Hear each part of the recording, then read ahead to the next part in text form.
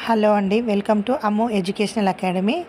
ఎవరైతే ఇన్సూరెన్స్‌లో IC38 agent exam రాస్తున్నారో వాళ్ళ కోసం చాప్టర్ 6 నుంచి కంప్లీట్‌గా సిలబస్ అనేది ఎక్స్‌ప్లెయిన్ చేయడం జరుగుతుంది.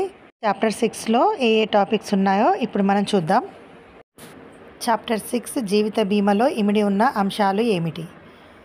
బీమా ప్రక్రియలో ముఖ్యంగా 4 అంశాలు ఇమిడి ఉన్నాయి.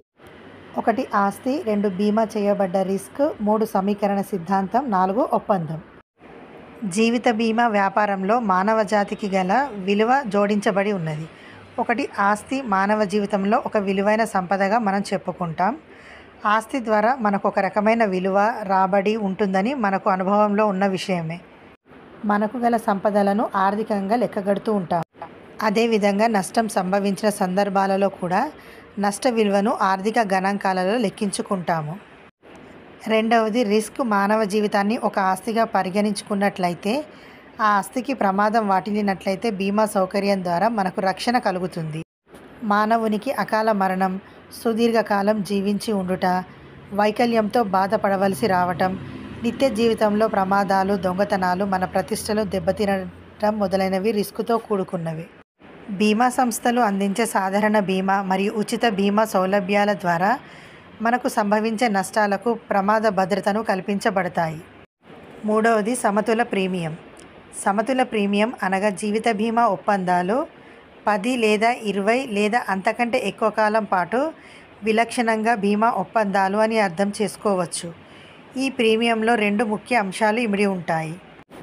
1 టర్మ్ లేదా భద్రత అంశం. రిస్క్ విలువకు ఎంత చెల్లించవలసి ఉందో అంతే విలువైన ప్రీమియంగా పనిచేస్తుంది. 2 నగదు విలువ అంశం. ఇది పాలసీదారు చేసిన అదనపు చెల్లింపు మొత్తంను తెలియజేస్తుంది. ఇది పొదుపుగా గుర్తింపబడుతుంది. 4వది రిస్క్ సమీకరణ సిద్ధాంతము. పాలసీదారుకు చెల్లించవలసిన ప్రయోజనాలను తరచూ ఒప్పందంలో ఇవ్వబడిన హామీలను పాటించవలసిందిగా గుర్తు చేస్తుంటాయి. ఆర్థిక భద్రత కలిగించే ఉద్దేశంతో జీవిత బీమా మరియు పింఛన్లను సాంప్రదాయబద్ధమైన రీతిలో కొనుగోలు చేయబడతాయి. బీమా సంస్థల ఆర్థిక పటిష్టతను తెలియజేస్తాయి. సమీకరణ సిద్ధాంతం అమలు చేయడం ద్వారానే ఇది సాధ్యపడుతుంది. 5వది జీవిత బీమా ఒప్పందం.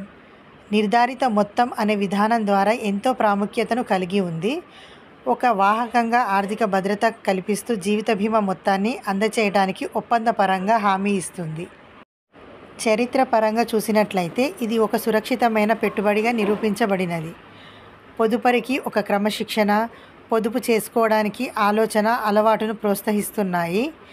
ఆర్థిక విపణిలో మిగతా సాధనాల కంటే నష్టాలు తక్కువగా ఉంటాయి. ఇది రిస్క్ని కూడా తగ్గిస్తుంది.